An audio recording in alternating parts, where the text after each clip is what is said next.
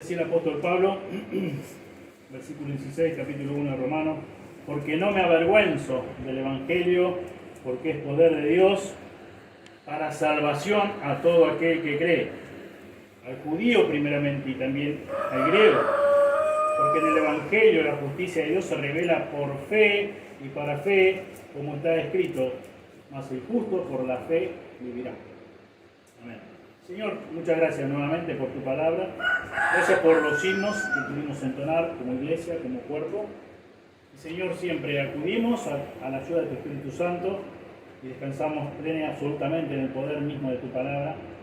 Señor, sabiendo de que queremos una vez más que tu palabra sea la que en esta tarde se predique. Señor, necesitamos de tu palabra y queremos que tu palabra sea la que nos alimente el alma. Y también, Señor, que tu palabra, como ella misma declara, sea la que por su poder en sí misma, Señor, nos haga renacer como hijos tuyos, como nuevas criaturas. Señor, gracias por el Evangelio de Jesucristo. Gracias porque un día quisiste que nosotros pudiéramos conocer la verdad. Tuviste misericordia de nosotros. Muchas gracias, Señor. Y pedimos, Señor, que en esta tarde bendigas una vez más a los que están aquí presentes, reunidos, como también, Señor, que bendiga a los hermanos que están en sus casas o si están de viaje, también que los cuides, que los guardes. En el precioso nombre de Jesús oramos. Amén. Amén. La semana pasada veíamos comienzo del versículo 16, que el apóstol Pablo dice: no me avergüenzo del Evangelio, y daba esa primera razón por qué no se avergonzaba del Evangelio. Ese gran peso, ansiedad, deseo profundo del apóstol en comunicar las buenas nuevas de Dios, de salvación, a estos hermanos que estaban en Roma, pero también a los que no conocían, que no eran sus hermanos. Y la primera razón por la cual él quiere compartir, veíamos la semana pasada, menciono esto a modo de introducción, y para los que no pudieron estar la semana pasada, dice el apóstol Pablo que una de las razones por las cuales él no se avergüenza del Evangelio es porque es poder de Dios, y veíamos que ese término en su original proviene de nuestra palabra que conocemos como la dinamita, ese poder explosivo de Dios para salvar, no para destruir, sino todo lo contrario, para reconstruir, para reformar, regenerar, para dar nuevo nacimiento. Como habíamos visto también en Efesios, que la Escritura dice que estábamos por naturaleza muertos en delitos y pecados. Y Dios, por el poder del Evangelio, y eso es lo que enardece, digamos, en un sentido, al apóstol Pablo, le pone ese peso en su corazón, esa pasión por la cual él es movido, ya no en este momento, sino dice que de forma sin parar, incesante, de orar y no solamente orar, sino de desear de ir a comunicar este Evangelio, porque es poder de Dios para salvación. Veamos que esa palabra que se traduce como salvación significa liberación, ser rescatado a tiempo de un peligro inminente, ser salvo, libertado, rescatado de la ruina de la destrucción. Poder para salvación, poder de Dios para salvación. Poder omnipotente, es el todo poder de Dios, si podemos decirlo de esa manera. Continúa diciendo el apóstol Pablo: porque no me avergüenzo del Evangelio, porque es poder de Dios para salvación de todo aquel que cree, al judío primeramente y también al griego. En el Evangelio la justicia de Dios se revela por fe, para ver y para fe, como está escrito: el justo por fe vivirá. Vemos la necesidad de comunicar el Evangelio. ¿Cuál es la necesidad del Evangelio? Pablo dice: porque la ira de Dios se revela desde el cielo contra toda impiedad e injusticia de los hombres, que con injusticia restringen la verdad. El hombre pasa toda su vida tratando de evadir la verdad, evitando llegar a la conclusión evidente de que existe un Dios a través de todo lo que Él ha creado, como leíamos también la semana pasada. Pero se resiste y no quiere dar su brazo a torcer.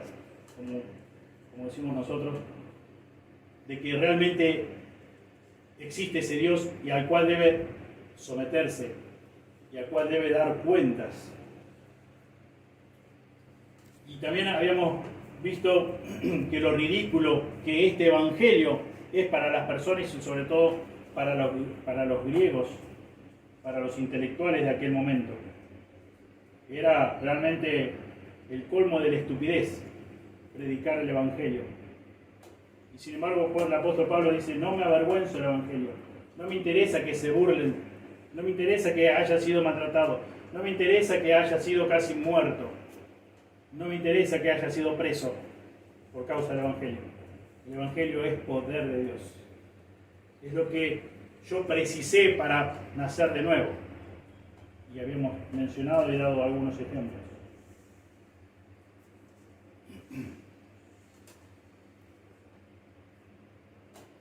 Muchas personas hoy día, no hoy día solamente, pero más que todo hoy día, como en los tiempos que estamos viviendo, no pueden entender cuando nosotros hablamos de que Dios es ira, porque tienen el concepto de que solo Dios es amor.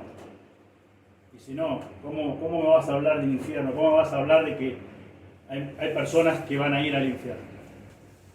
¿Cómo puede ser que Dios sea ira? Es imposible amar sin sentir indignación cuando se daña lo que se ama. Es imposible. La justa indignación de Dios por causa del pecado y su obligación a darle al pecado el castigo que el pecado se merece, porque Él es un Dios perfectamente santo. Él es un Dios perfectamente justo. Por lo tanto, es imposible amar sin sentir indignación cuando se daña lo que se ama.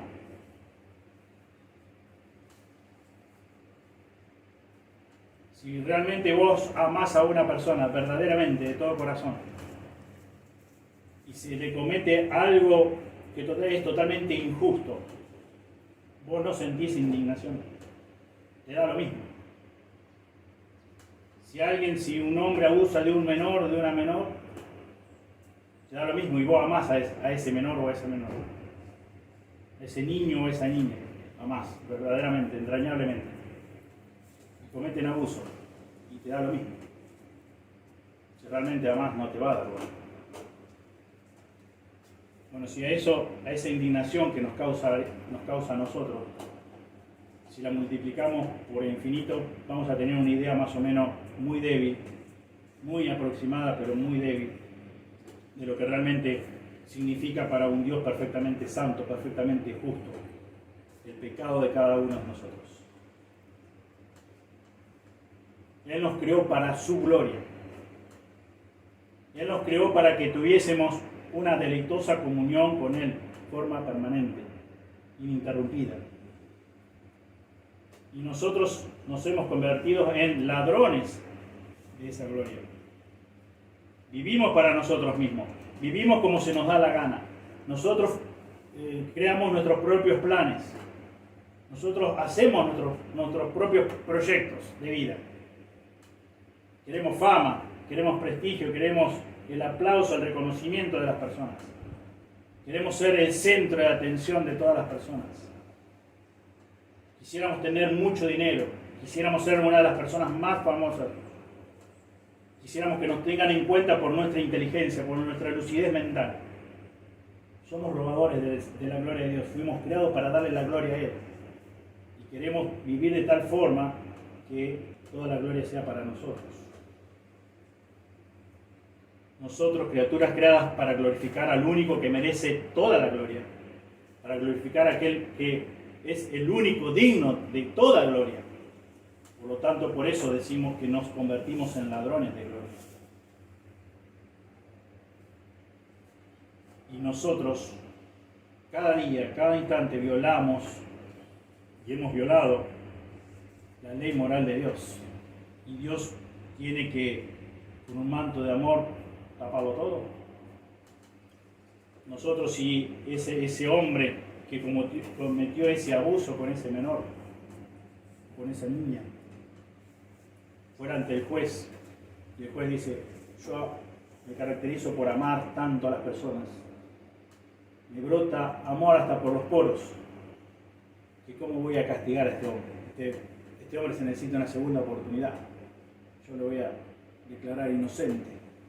¿Qué opinión? Y vos sos el padre, sos la madre, sos el hermano de esa criatura, de ese niño, de esa niña.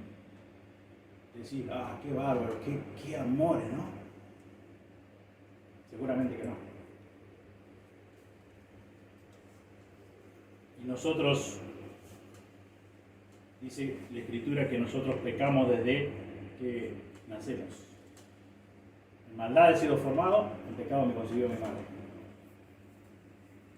Pecamos contra Dios y Dios tiene que ser tan bueno que le dé lo mismo todas nuestras transgresiones, todas nuestras desastres, iniquidades, maldades. Tiene que ser indiferente, no puede haber castigo para eso. Porque si no es Dios, ¿cómo es un Dios malo? ¿Cómo hablamos de un Dios de ira? Si Dios se desentendiera de todos los pecados de toda la humanidad caída que ha cometido y seguimos cometiendo, porque seguimos cometiendo aún nosotros, los que ya por la gracia de Dios somos sus hijos, no deseándolo, pero seguimos cometiendo pecado contra Él. Todos, incluyéndonos a vos, a mí, yo sería, si Dios se desentendiera totalmente de todos los pecados, sería el juez más corrupto de todo el universo.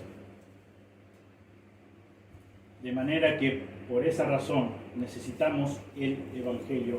Por eso es que tanto énfasis, tanta pasión pone Pablo para hablar del Evangelio de Dios. Necesitamos el Evangelio para que Dios siga siendo todo amor, todo ira, y así cada uno de sus atributos de forma tan perfecta y equilibrada.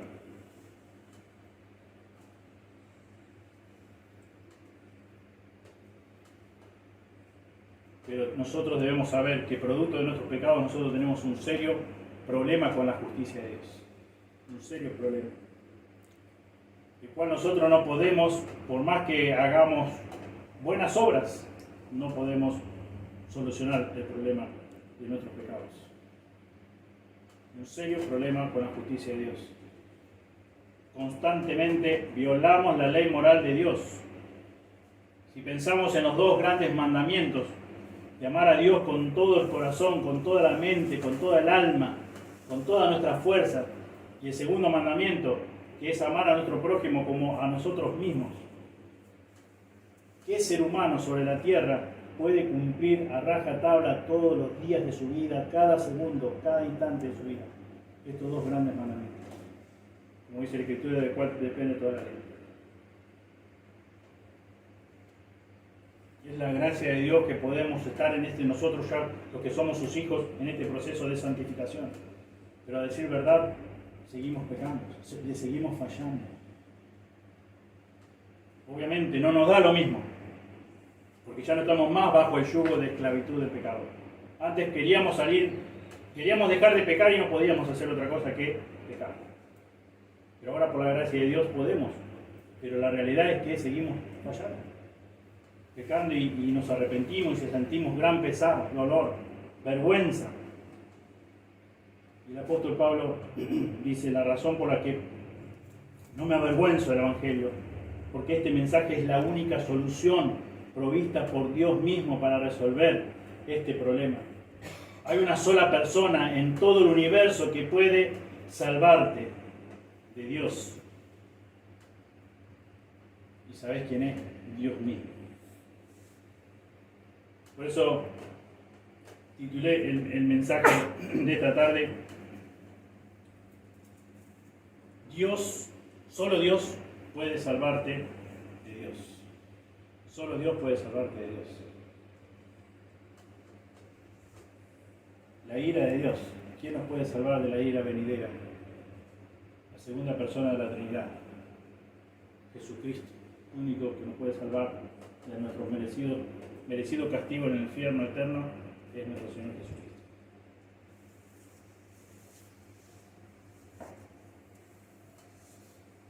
Lo que notamos también acá en el pasaje, que el apóstol Pablo dice, no solamente que no se avergüenza el Evangelio porque es poder de Dios, sino que también dice, para salvación a todo aquel que cree, al judío primeramente y también al griego. Ahí se está refiriendo en la forma que se escribía en aquella época a todas las personas. Dice, primeramente a los judíos, pero también a los gentiles. Entonces estamos hablando judíos y gentiles. ¿A quién abarca? A todos. Por eso dice, para salvación a todo aquel que cree. Sin excepción alguna. Sin ningún tipo de restricción. No a los de color, no. A los altos, no sé. A los de ojos celestes, sí, puede ser. Depende de la cultura, depende de esto, no. A todos, para todos es el Evangelio. Todos lo necesitan el Evangelio. No hay ni una sola persona que no necesite el Evangelio. Todo ser humano en todo el planeta necesita el Evangelio de Dios. Así que Pablo lo deja bien en claro. Existe una sola oferta de salvación para todas las personas, para todo el mundo. No hay un Salvador para los judíos y otro para los griegos. No hay un Salvador para los chinos y otro para los mexicanos. No hay un Salvador para los estadounidenses y otro Salvador para los argentinos. Es el mismo Salvador para todos. Hay un solo Dios, dice el apóstol en 1 de Timoteo 2:5. Hay un solo Dios, un solo Salvador, que es Jesucristo, hombre. Esta es la buena noticia, dice Pablo. Y esta buena noticia está disponible para todo aquel que cree, para todo el mundo, para toda la raza humana.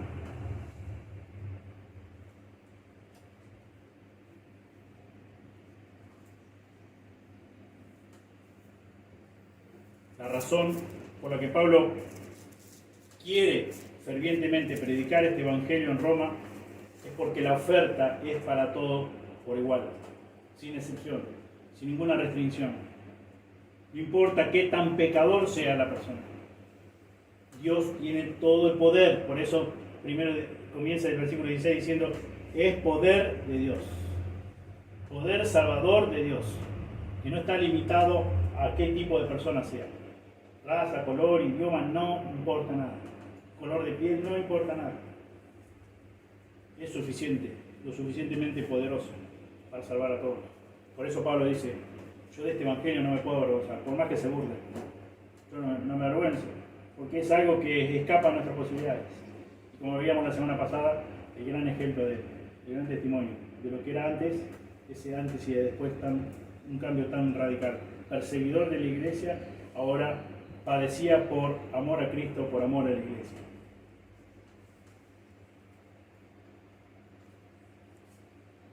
Debemos confiar solamente, en primer lugar, reconocer nuestro pecado. Reconocer que necesitamos un Salvador, que estamos perdidos por nosotros mismos, que no tenemos recursos para salvarnos.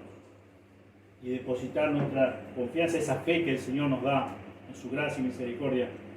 Depositar la misma persona en la obra redentora de Cristo en la cruz. Y eso es lo único que nos puede salvar. Eso es lo que Pablo dice. Creer solamente en Cristo. No es Cristo y algo más. Es Cristo solamente. Lo que Él hizo es suficiente. Es suficiente para salvar a cualquier ser humano. Más adelante el apóstol Pablo va a escribir en Romanos 9 que no depende de que quiere ni de que corre, sino de Dios que tiene misericordia. También dice en Efesios que Él nos escogió desde antes de la fundación del mundo. Dios sabe quién se va a salvar, quién no. Pero lo que Jesús hizo en la cruz es todopoderoso para salvar a cualquier ser humano.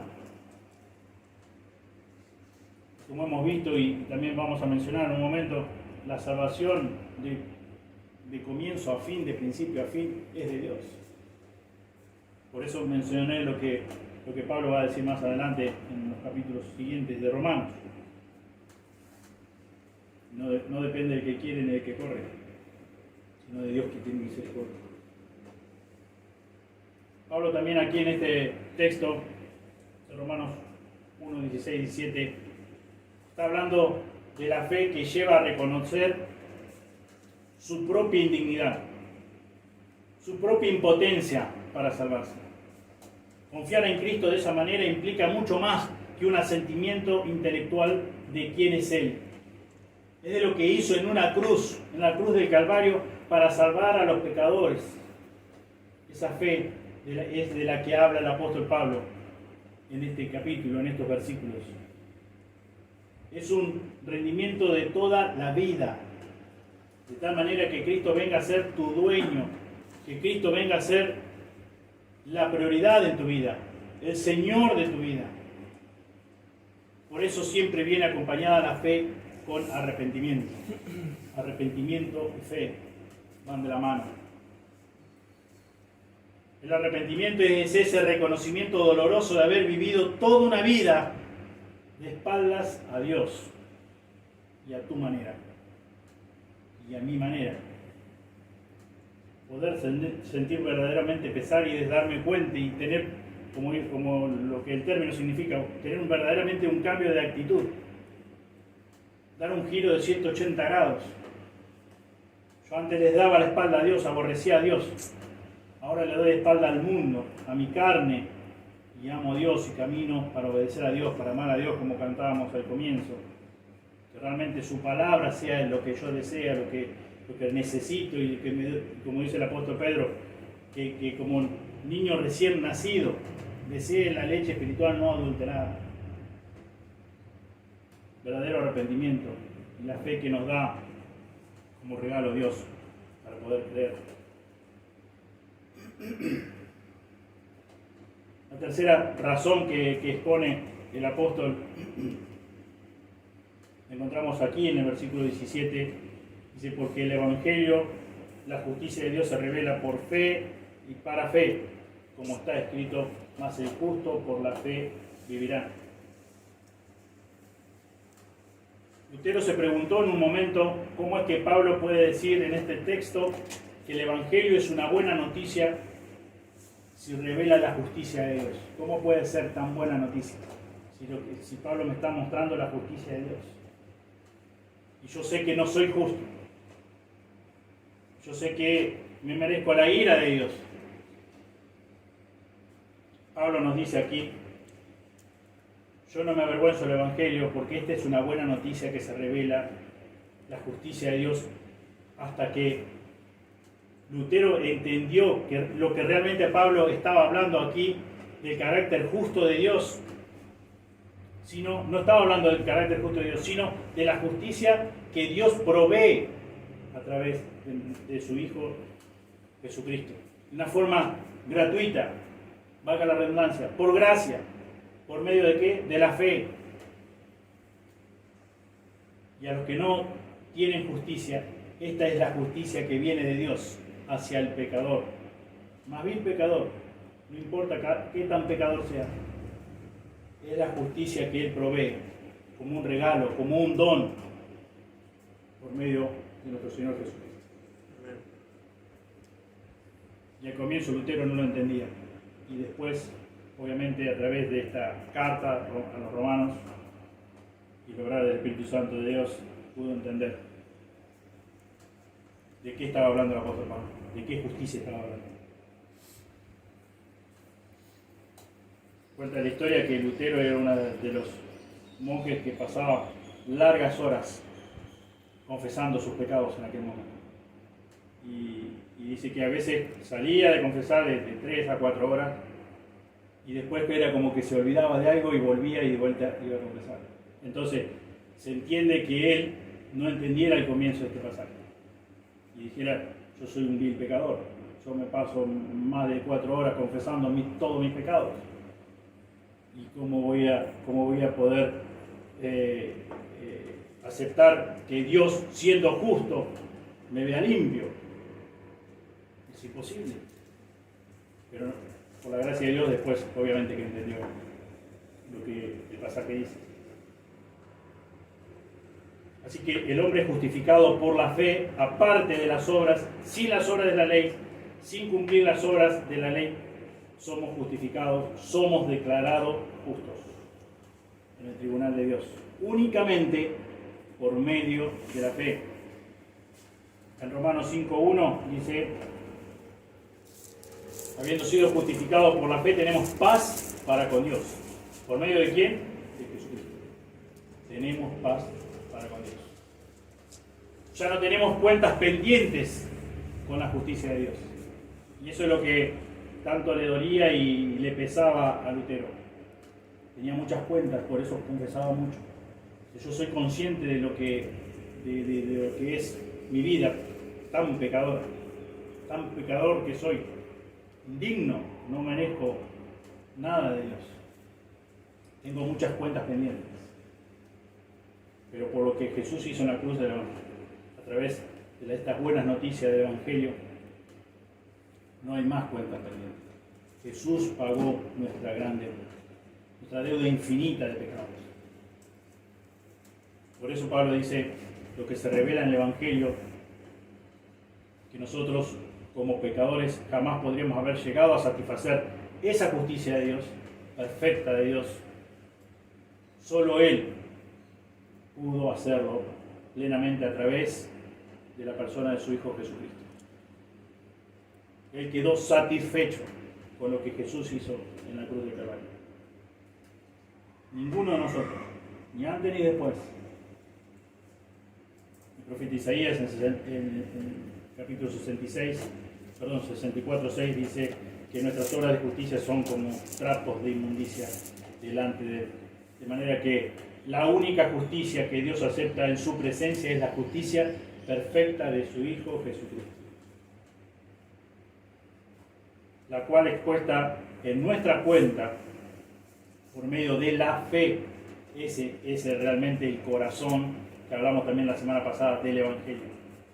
Nosotros somos declarados justos en la presencia de Dios, aceptando por la fe que Él nos concede como un regalo, un don de Dios, la fe que es en Jesucristo.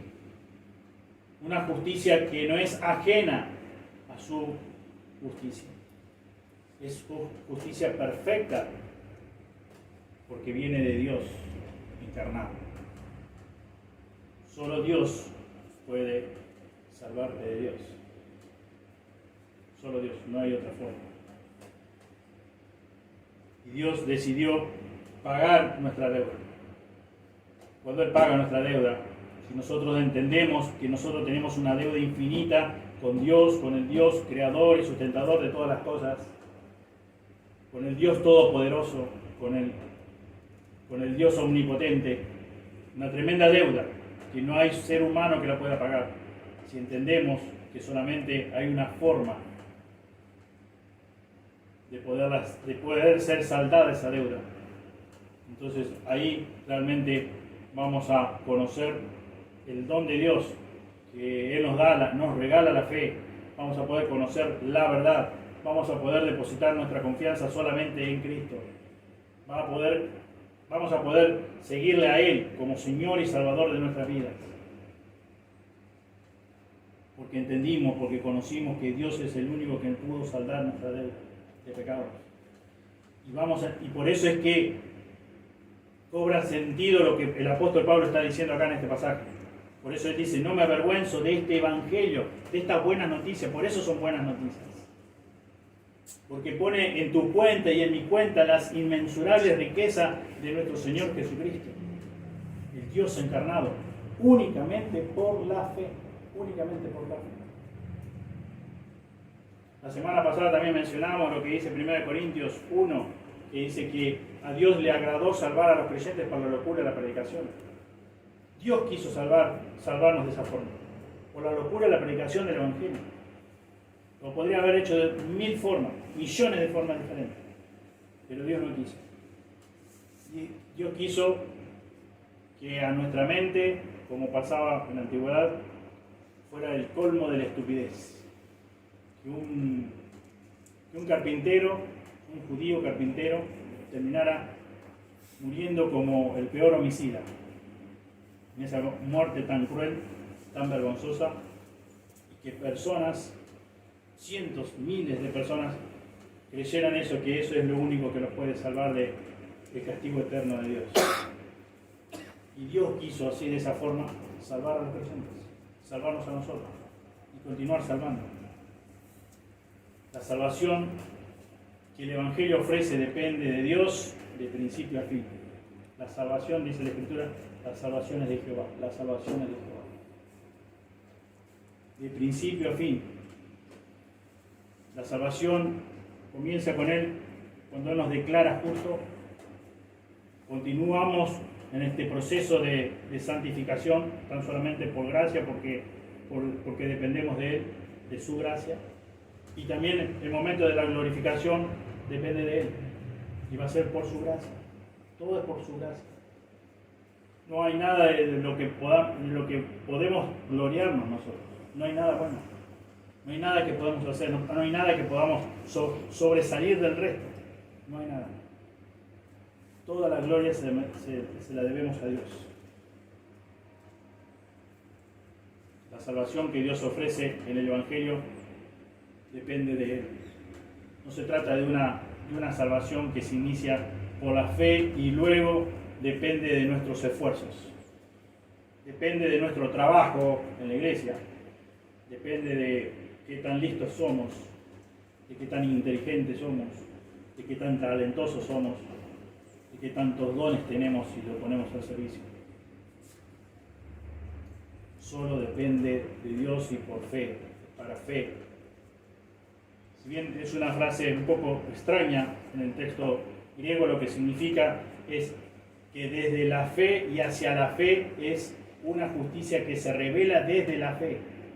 Cuando por primera vez vos creíste en el Señor Jesucristo, eso es justicia. Dios te declaró justo y se revela ahora hasta la fe que descansa para siempre, hasta que el Señor nos venga a buscar.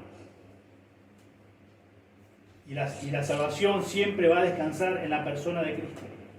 ¿Cómo? Por la fe. De principio a fin. Del momento que creímos, del momento que fuimos declarados justos, hasta el momento de la glorificación. Siempre va a ser por fe.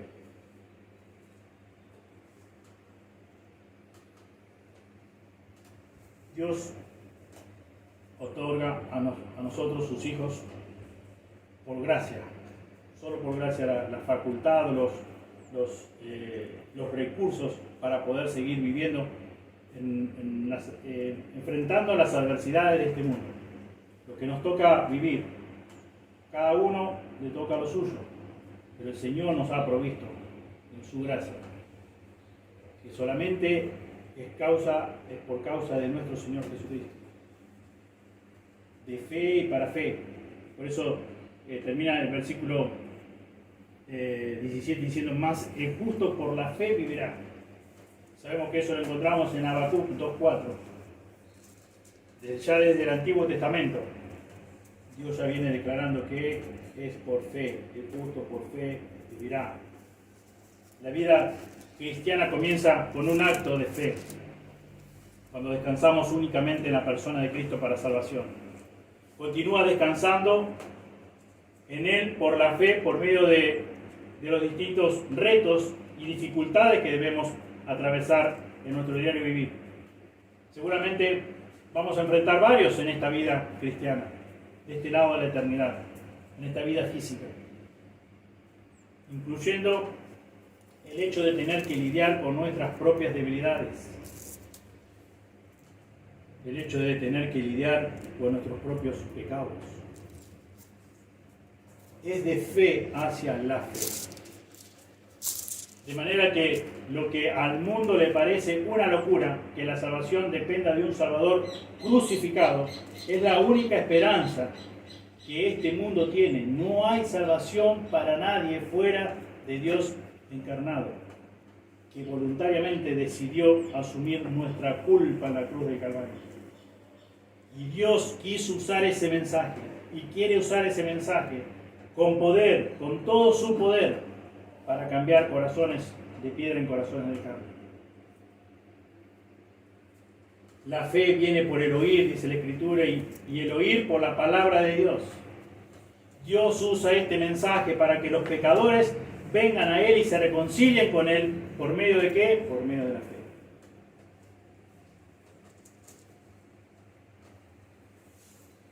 Es por eso que nosotros, los que ya somos sus hijos, nosotros los creyentes, no debemos, dice Pablo, avergonzarnos del Evangelio. No te avergüences del Evangelio. Sí, sabemos que políticamente no es correcto predicar el Evangelio en este mundo relativista, en el que nos ha tocado vivir en un mundo de mente, como dicen, de mente abierta. Hay que aceptar todo, hay que tener la mente abierta. Dios nos dice a través de su palabra: no te avergüences del Evangelio, porque no hay otro mensaje en el mundo que sea capaz de hacer lo que el Evangelio de Dios puede hacer.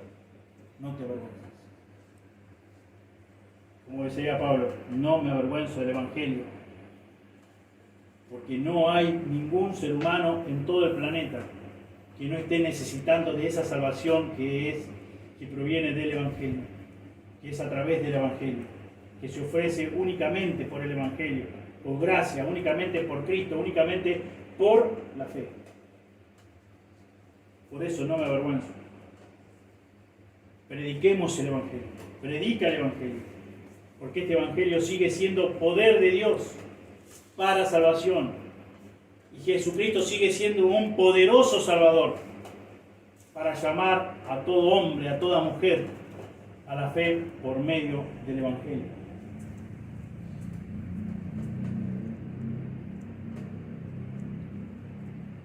Sabemos que muchos, al compartir el Evangelio, se burlan, pero no debemos estar enfocados en cómo repercute, si repercute en burlas, si creen al Evangelio que nosotros anunciamos o no. En primer lugar, como hemos comenzado el estudio de Romanos 1, debemos buscar la gloria de Dios. Debemos hacer porque Dios se merece la gloria. Y Él nos ha encomendado esta gran noticia de llevarla y de darla a conocer, de compartirla, que es su Evangelio. Y pensemos en la vida del mismo apóstol Pablo, cuando él era todavía Saulo, lo que él hizo el Evangelio. Él torturaba a los cristianos y mataba y consentía la muerte de verdaderos creyentes, hijos de Dios. Y después tenemos al apóstol Pablo escribiendo esta preciosa carta.